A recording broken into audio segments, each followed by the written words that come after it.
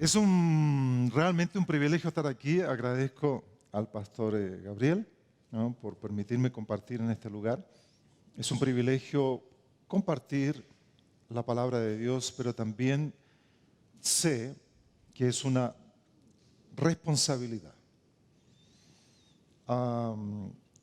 La iglesia puede desviarse si los maestros y pastores no enseñan y ministran lo que está de acuerdo con esta palabra. Entonces, hay una gran responsabilidad de nuestra parte. Por eso Santiago dice: no se hagan muchos de ustedes maestros, porque recibirán mayor, ¿qué? Condenación. Entonces, eso es muy serio. Yo quiero decirles de que Dios ha levantado y está levantando la iglesia colombiana como punta de lanza para avanzar la transformación de nuestras naciones en América Latina. Yo vivo en Brasil, soy chileno, fui perdonado por eso. Por eso me fui a Brasil, ¿no? No. Tengo una fantástica, hermosísima y preciosa esposa brasileña. Vivimos en la ciudad de Curitiba, en el sur de Brasil. Y a partir de ahí estamos desempeñando nuestro trabajo y ministerio para bendecir y alcanzar las naciones según la promesa y el llamado que el Señor nos hizo de bendecir a América Latina. Estamos trabajando hoy en el sur de Brasil, en Porto Alegre. Hemos comenzado en Córdoba, en Santiago de Chile. Estamos aquí y esperamos luego comenzar, ¿no?, con el pastor Augusto, que es nuestro representante del instituto en Colombia. Estamos muy animados porque vamos a comenzar en Guayaquil, de aquí a una semana, en Ecuador. Y hay otros desafíos que tenemos por delante. La tarea es amplia, la responsabilidad es profunda.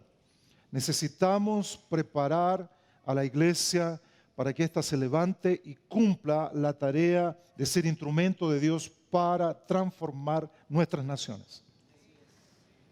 Solo que para que esto ocurra, la iglesia necesita prepararse, necesita entrenarse, tener el conocimiento correcto. Y como el propio pastor ya lo mencionó,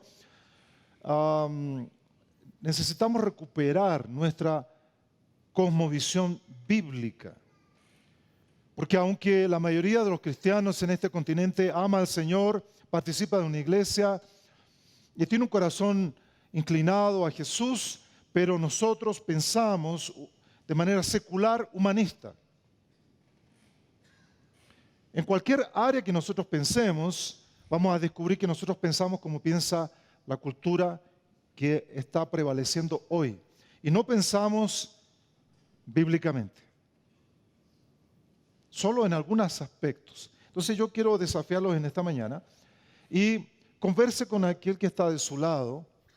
Vamos a tomarnos un minuto y converse en relación a qué usted piensa que fue el motivo, los motivos principales por los cuales Jesús vino aquí a la tierra. No necesita salir humo de la cabeza, ¿ok? Por favor. Pero comente, converse. Mira, yo creo que Jesús vino por este y este otro motivo. Tienen un minuto. ¿Por qué vino Jesús a la tierra? Hay bomberos por aquí cerca porque estoy viendo humo saliendo de algunas cabezas. Hay bomberos que pueden llegar rápido, ¿no? Ok. Muy bien. ¿Alguno de ustedes puede levantar su voz y decir por qué vino Jesús a la tierra? A reconciliarnos con el Padre. ¿Alguien más? A salvar lo que estaba perdido. Muy bien. Allá atrás. ¿Tengamos? Sigamos sus pasos. ¿Sí? ¿Sí?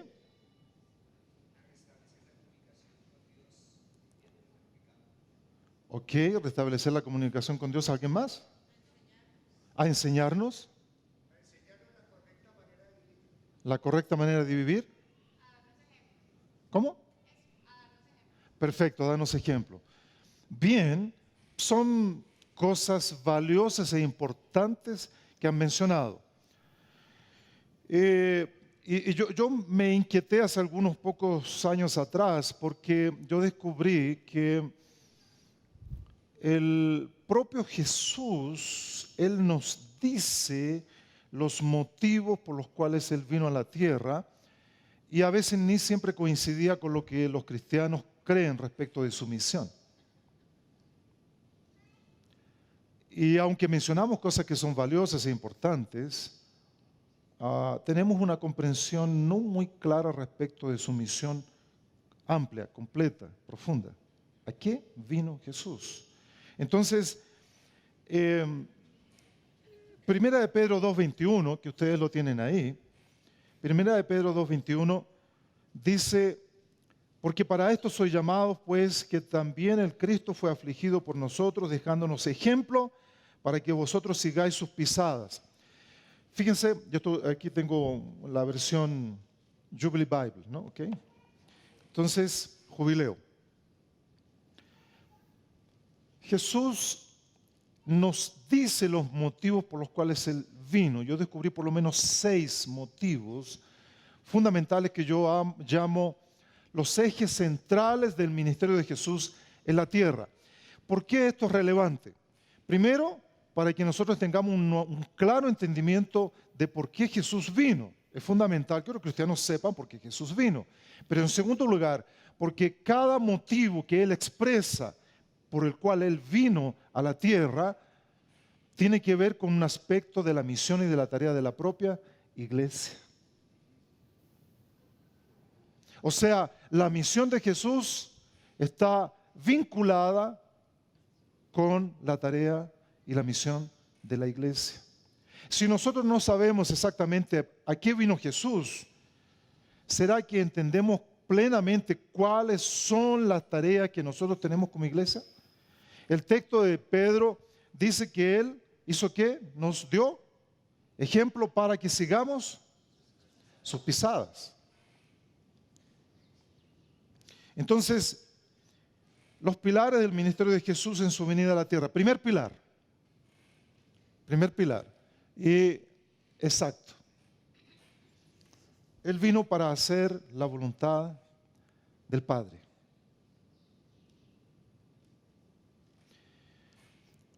Jesús no toma una decisión unilateral, independiente, de venir a esta tierra.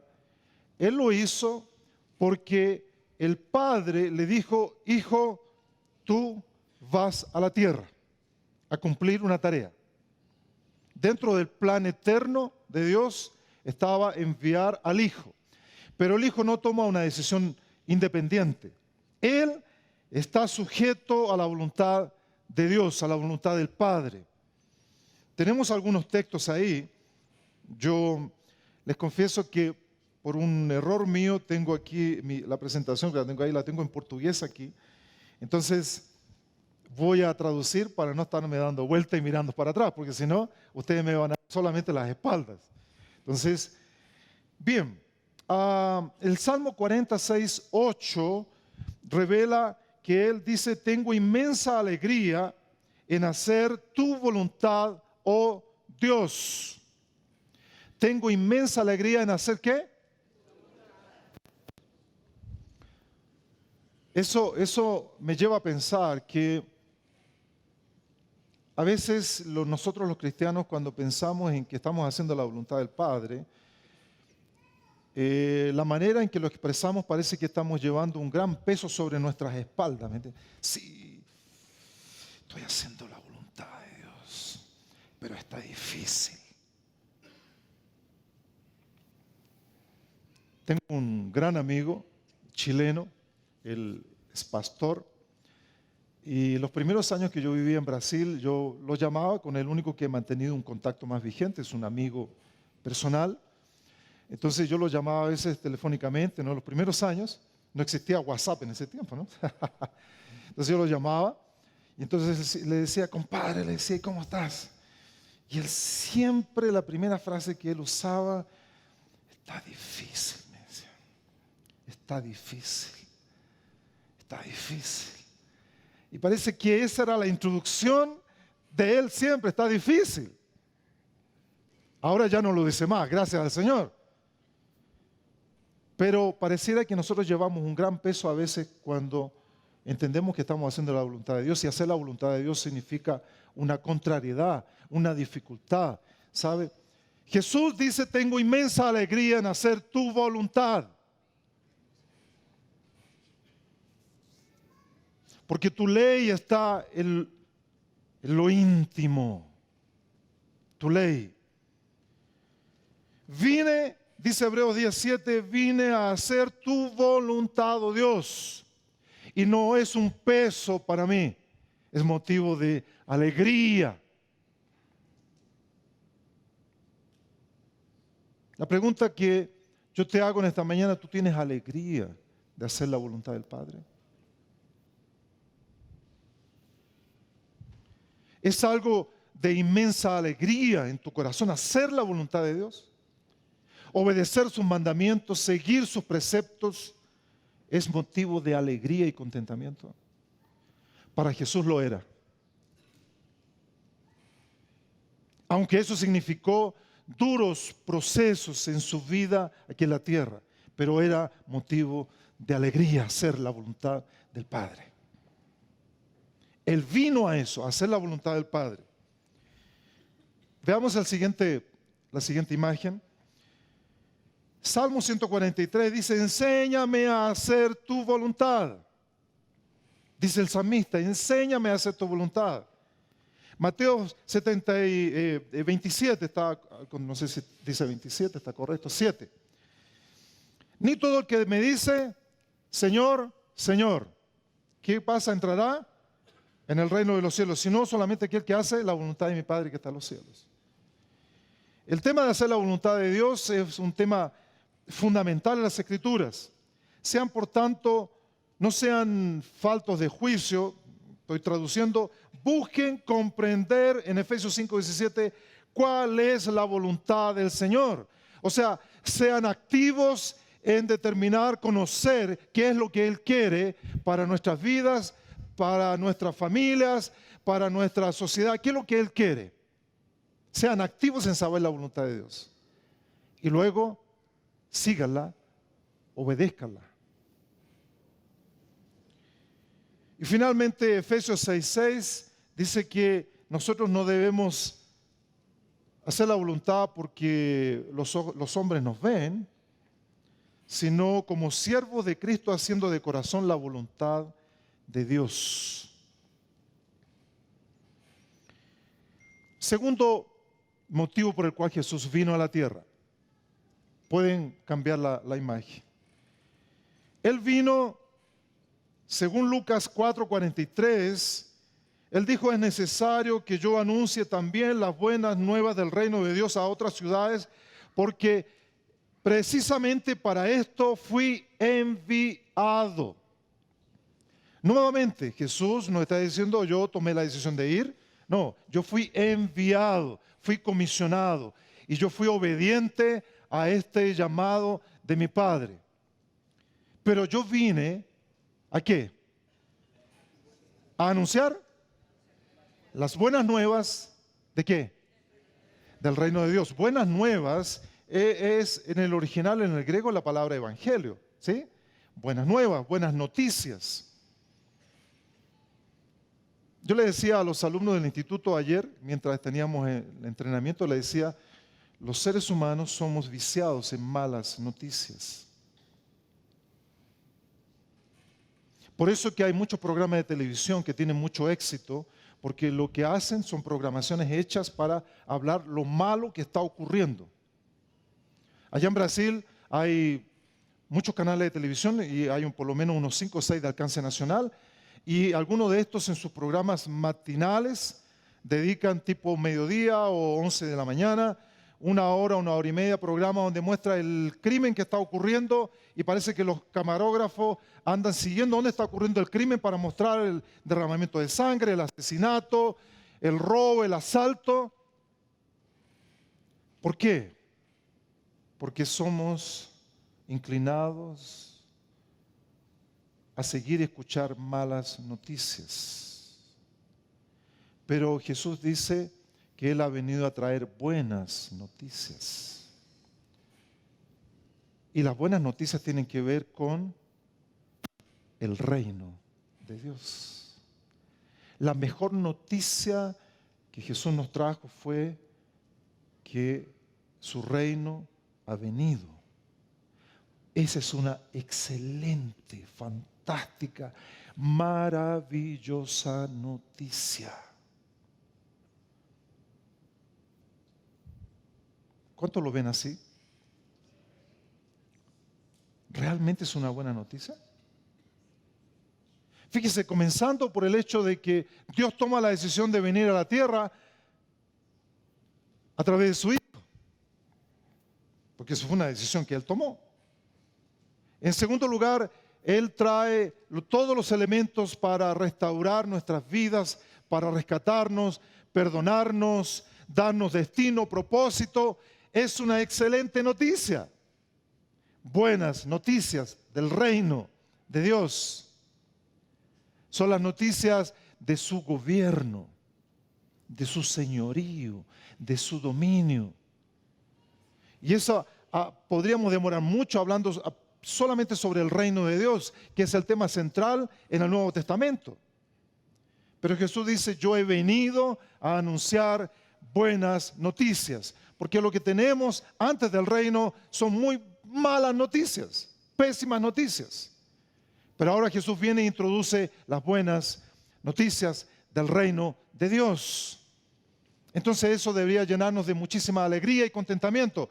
Que bueno, Jesús vino, trajo las buenas noticias. Amén. ¿Son realmente buenas noticias para tu vida? Para mí son fantásticas noticias. Qué tremendo lo que Él hizo. Y la iglesia primitiva entendió esto claramente. Y fíjense, hay algunos textos en las siguientes imágenes. No sé si vamos a conseguir leerlo. Pero la iglesia primitiva comenzó a anunciar las buenas noticias del reino de Dios. Dos elementos se caracterizan en el anuncio de la iglesia primitiva. Ellos hablaban de Jesús y hablaban del reino de Dios. Jesús y el reino. Porque cuando Dios viene,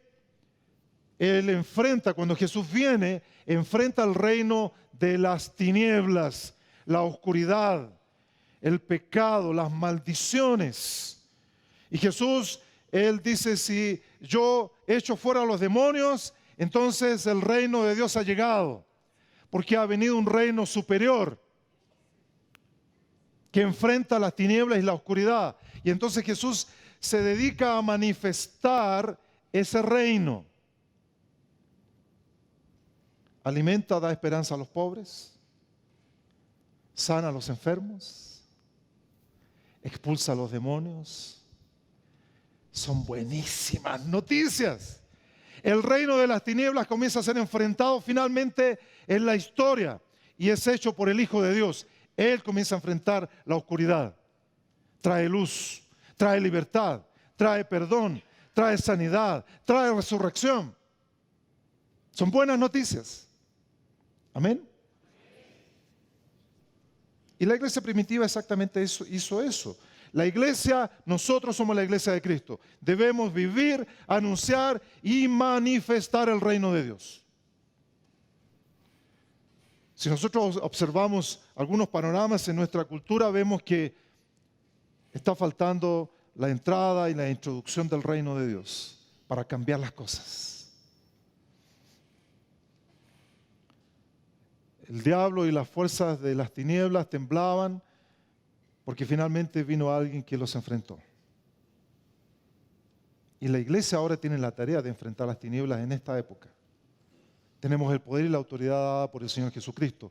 Entonces tenemos la palabra de las buenas noticias donde haya oscuridad, donde haya tinieblas. Nosotros, la iglesia. Amén. Número 3. Lucas 19:10 dice, Jesús dice, porque el Hijo del Hombre vino o ha venido a buscar y a salvar, ¿qué cosa? Lo que estaba perdido. Tercer motivo, él dice, yo he venido a buscar y salvar lo que estaba perdido. ¿Qué estaba perdido?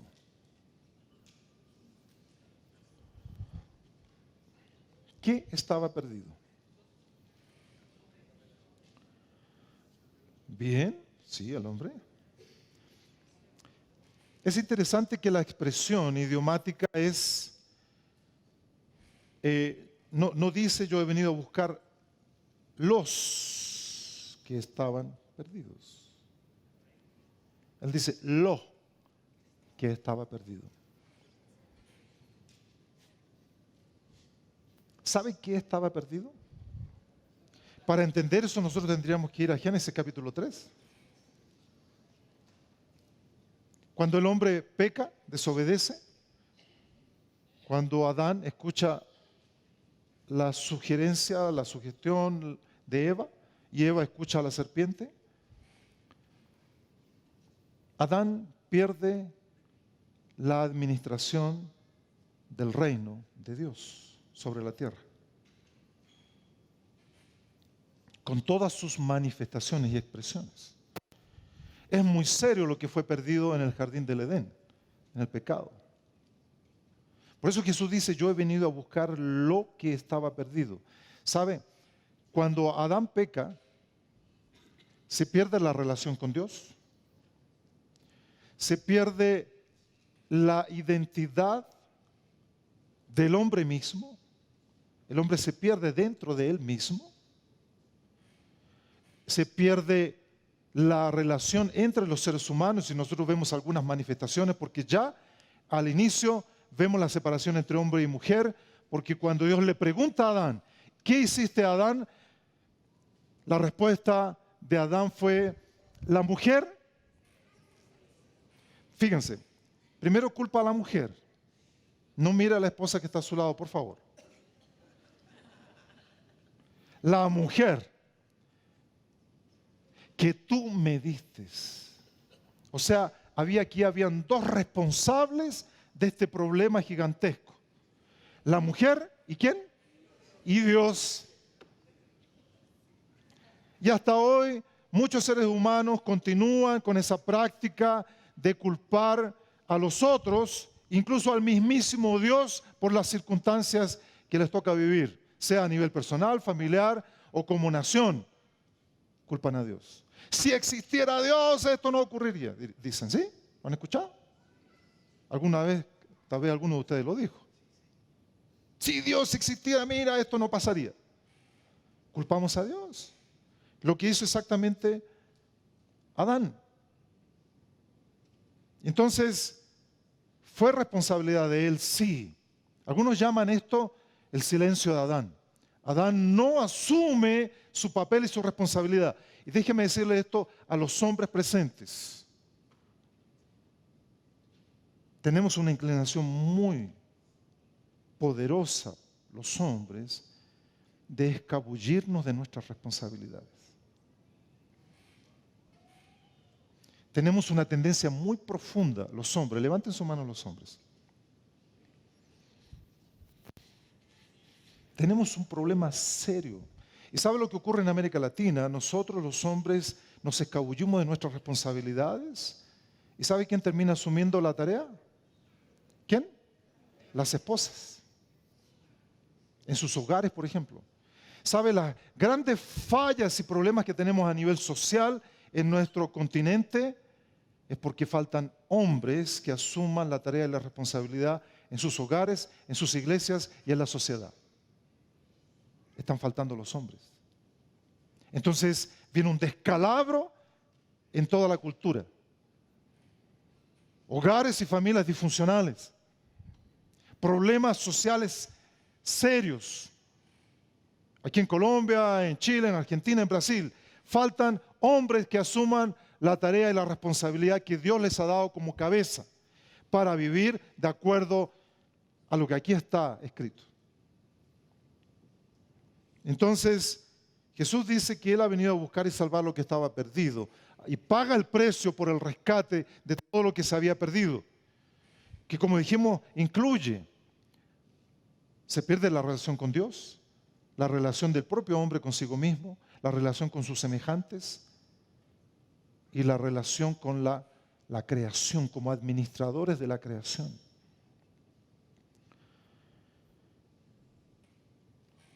La iglesia tiene la tarea de seguir los pasos de Jesús en rescatar todo lo que fue perdido. La tarea de reconciliación es universal. Entonces la misión de la iglesia es bastante más amplia, aunque es importantísimo comunicarle a los que no conocen a Dios, no conocen a Cristo, decirles que están perdidos, que necesitan volverse al Señor y arrepentirse de sus pecados, porque un paréntesis, hemos dejado de decirle a la gente que lo que los separa de Dios son los pecados y que ellos necesitan arrepentirse de sus pecados. Pero hoy no escuchamos eso en los púlpitos. El llamado a los pecadores para que se arrepientan. La iglesia primitiva lo hizo. Jesús lo dijo, si no se os arrepentís, todos pereceréis, ¿qué? Igualmente, si no se arrepienten. Pero ya no predicamos eso. El rescate del hombre en particular demanda un paso que son las dos caras de una moneda, fe, ¿sí? Y arrepentimiento. Literalmente creo, Pastor Gabriel, que tenemos millones de hermanos o personas que participan de nuestras iglesias en todo este continente que nunca pasaron por el bautismo del arrepentimiento. Y son miembros de la iglesia, pero no entraron al reino. Y cuando Jesús regrese y llegue el tiempo final, estos no entrarán, porque pueden formar parte de las iglesias, pero ellos no entraron por la puerta del arrepentimiento. Si no hay arrepentimiento, no hay perdón. No es suficiente levantar la mano en un culto. No es suficiente repetir a veces una oración. Dios dice, Pablo en Hechos, que Dios manda a todo hombre en todo lugar que se arrepienta. Arrepentimiento. Bien, la iglesia entonces trabaja para reconciliar todo lo que fue separado allá en el jardín del Edén. Trabaja para que los hombres se reconcilien con Dios a través de Cristo. Trabaja para que el hombre se restaure a su identidad, propósito y herencia en Cristo. La iglesia trabaja para que las relaciones entre los seres humanos sean restauradas en todos los niveles. Hombres y mujeres. El apóstol Pablo hace una declaración tremenda. Dice que en Cristo ya no hay judío ni griego, no hay esclavo ni libre, y no hay hombre ni mujer, porque todos son uno en Cristo. Las barreras deben caer. Entonces la iglesia tiene la tarea de traer reconciliación en el poder de Cristo en todas las esferas de la vida humana. Reconciliación. Entonces ahora chilenos y argentinos podemos abrazarnos y amarnos y besarnos. Y colombianos y ecuatorianos y venezolanos también. Y los de Santa Fe con Millonarios también. Pueden besarse, amarse, decir, mira, qué bueno es tu equipo, es fantástico, es una bendición para mi vida. ¿No?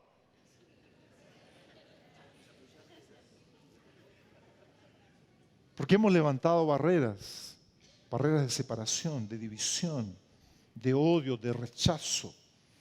Esas tienen que caer. Jesús vino y paga el precio por rescatar lo que estaba perdido. Y nosotros tenemos el ministerio también de hacer esto, siguiendo las pisadas del Maestro. Amén. 4. Marcos 10:45. Porque el Hijo del Hombre dice, no vino para ser servido, sino que vino ¿para qué? Para servir y dar su vida en rescate por muchos. Otro motivo, dice, yo vine para servir. El servicio de Jesús incluía cruz, muerte. Por eso Él dice, dar mi vida en rescate por muchos. El servicio era completo. Era una identidad completa de su trabajo, de servicio. Incluía la cruz, incluía la muerte. Y tenemos algunas imágenes ahí, eso, ¿sí? No se ve hay mucha luz, pero fíjense, en la Vía Láctea, esa es la Vía Láctea, se dice que hay entre 100 billones a 400 mil millones de estrellas. Solo la Vía Láctea. Próxima imagen. Ahí está, ¿no? Una Vía Láctea, la Vía Láctea. Más otra imagen. Se calcula que en el universo descubierto hasta ahora existen 2.000 millones de galaxias. Entonces solamente multiplicar, ¿no? 400 mil millones por 2.000 millones, entonces nos va a dar más o menos la siguiente: 304 trillones de estrellas que hay en el universo. El universo conocido hasta ahora, ¿no? Que los telescopios han conseguido llegar hasta cierta distancia, pero a medida que se van descubriendo, no, la tecnología va mejorando, nuevas cosas van apareciendo, ¿no? No podemos decir que ya aquí finalizó. Otra imagen, la siguiente imagen. Fíjense, ahí está el sol, ¿sí? Ahí está el sol. Y ese puntito ahí es la Tierra. Es la Tierra. La Tierra, el sol es 1 millón de veces más grande que la Tierra. O sea, la Tierra cabería dentro del sol 1 millón de veces. 1 millón, ¿sí? Y nosotros pensamos que la Tierra es bastante grande, ¿sí? Ustedes saben que si agarramos todos los seres humanos existentes hoy en la Tierra, 7.400, 7.500 millones de seres humanos. Okay. Ya vino la tortura aquí. La tortura. Ok, 7.500 millones de seres humanos. Y les damos a cada uno 50 metros cuadrados, ¿sí? 50 metros cuadrados, que es más o menos ¿cuánto? ¿Cuánto es? 7 por 5 por 5. No, 7 por 7, 7 por 7. Le damos a cada uno 7 por 7, 50 metros cuadrados, y los colocamos a todos con 50 metros cuadrados, todos cabríamos en el estado de Texas, en Estados Unidos. Todos los seres humanos de la Tierra. Ok. Fíjense el tamaño del Sol. Ahora otra imagen, la próxima. Ese que está ahí es el Sol. Ese puntito es el Sol. Y está al lado de la estrella Canis Mayores. Siguiente imagen. El Sol cabría entre 1 a 3.000 millones de veces en la Canis Mayores. ¿Usted cree que el Sol es grande? Próxima imagen. Porque de Él y por medio de Él y para Él son todas las cosas. Próxima imagen. Ahí está. El que creó todo. Está arrodillado, haciendo un trabajo de siervo, lavando los pies de los discípulos. Yo no he venido para ser servido, sino para servir.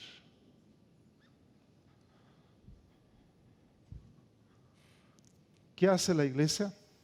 Según Jesús, Él nos ha dejado ejemplo para que nosotros también seamos servidores, para que nosotros sirvamos.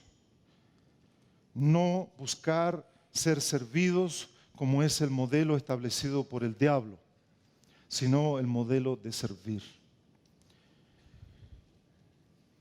Y Jesús nos dio ejemplo. Dice, yo, si soy el Señor y Maestro, estoy haciendo esto, yo les estoy dando ejemplo para que así como yo lo hago, ustedes también lo hagan. ¿Sabe? Las oportunidades de servicio están en todo lugar. Donde usted trabaja, en su hogar, en su profesión, hay oportunidades de servir.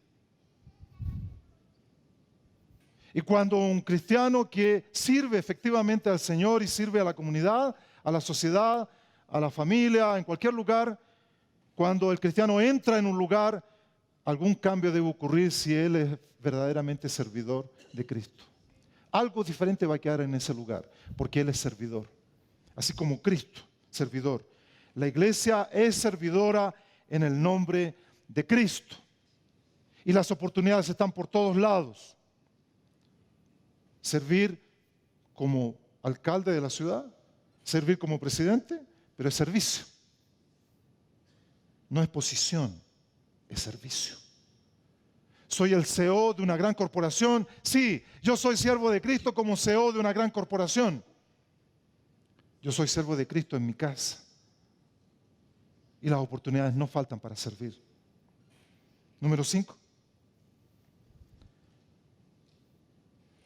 Juan 18:37. Yo he venido para dar, Jesús dice, por esta causa yo nací y para esto vine al mundo, para dar testimonio de la verdad, para dar testimonio de la verdad. Yo vine al mundo para proclamar, anunciar y decir la verdad es esta. Porque desde el jardín del Edén, aquel que es padre de mentiras y mentiroso, sembró mentiras respecto de Dios, respecto del hombre, respecto de la creación. Pero yo he venido para anunciar la verdad. Para anunciar la verdad. ¿Sabe? Las culturas a través de la historia quedaron presas, cautivas por las mentiras. El diablo sembró mentiras. Y las culturas creyeron esas mentiras, así como Eva le creyó al diablo en el jardín del Edén la mentira que él estaba diciendo. Y sabe, las mentiras traen esclavitud. Las mentiras esclavizan. Por eso Jesús dijo, y conoceréis la verdad, y la verdad hará ¿qué? Seréis libres si conocen la verdad. Ahora, es interesante descubrir que la iglesia, según el apóstol Pablo, ahí en 1 Timoteo 3:15, dice que la iglesia defiende y proclama la verdad. Dice él que la iglesia del Dios vivo, que es columna y baluarte de la verdad. ¿Quién? La iglesia. Fíjese, la verdad está revelada aquí. ¿Sí? ¿Quién administra esa verdad? Es la iglesia. Por eso Pablo dice que la iglesia es columna. ¿Qué es lo que es la columna? ¿Cuál es la función de una columna? Sostener. Entonces, hay una estructura del conocimiento de la verdad que la iglesia es la que es columna para sostener eso. La otra figura dice baluarte. ¿Qué es eso? Es defensa, protección.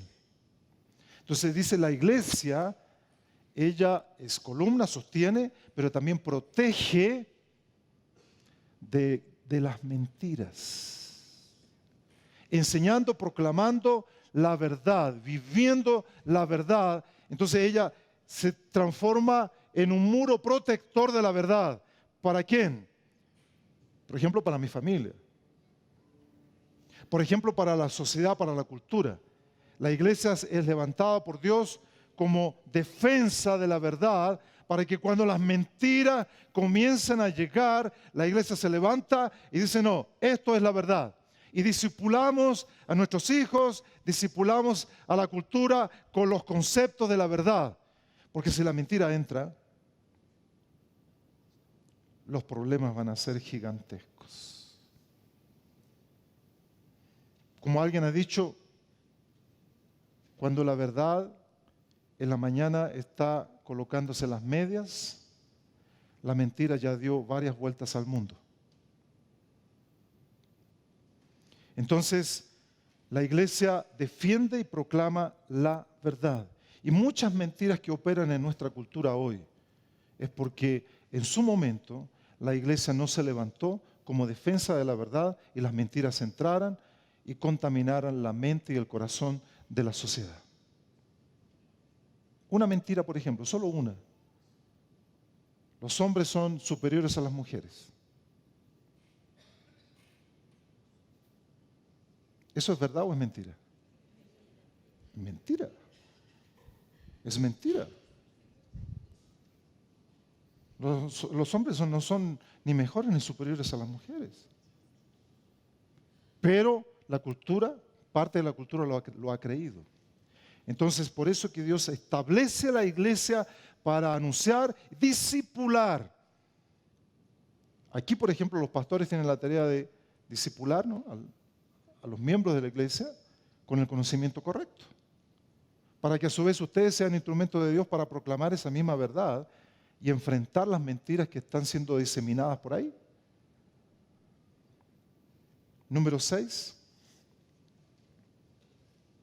Estoy finalizando. En Juan capítulo 12, Jesús dice que la hora de su sacrificio se aproxima. Y dice, ahora mi alma está perturbada y yo ¿qué diré? Pues, sálvame, Padre, de esta hora. No, porque yo vine exactamente con ese propósito y para esta hora. Vine para proclamar el reino, vine para hacer la voluntad del Padre, vine para servir, vine para dar testimonio de la verdad, pero yo también vine para dar mi vida.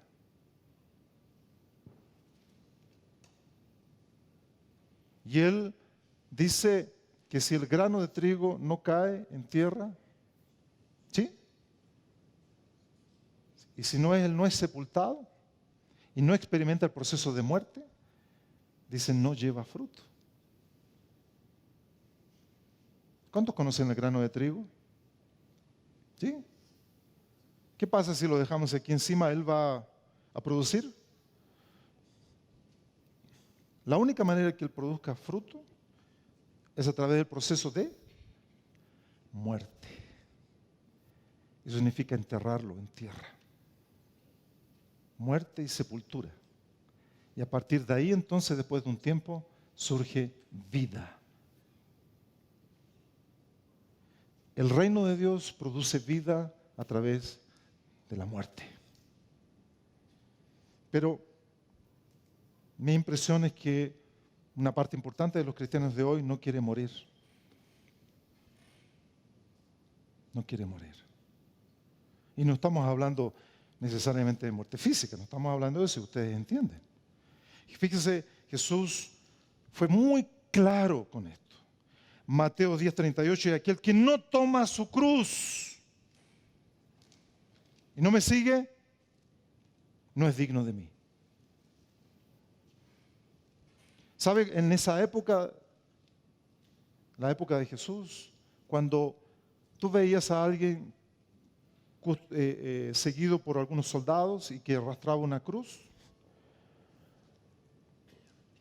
el pensamiento era claro. Inmediatamente tú sabías lo que estaba ocurriendo. Decías, ese hombre está muerto.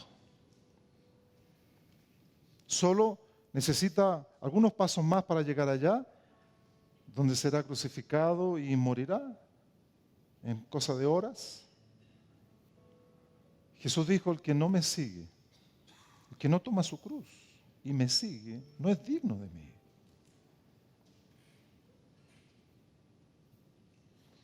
Pero hoy, en muchos lugares, púlpitos, iglesias, Queremos decir a la gente que debe seguir sus sueños, sus visiones, ¿no?, de prosperidad.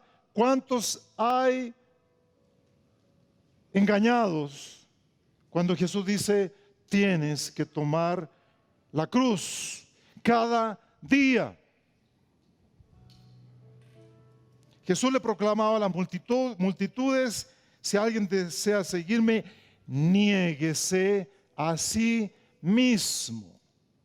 Eso significa, no es lo que yo quiero, sino lo que tú quieres. Señor, someto todos mis deseos, mis sueños, mi voluntad para hacer la tuya, no la mía. Haz conmigo lo que tú quieres hacer. Estoy aquí, Señor, porque hacer tu voluntad para mí es de inmensa alegría. Ahí estoy, Señor. El apóstol Pablo consigue identificarse claramente con esto cuando él testifica y dice, con Cristo estoy juntamente crucificado, y ya no vivo yo, mas vive Cristo en mí. Y lo que ahora vivo en la carne,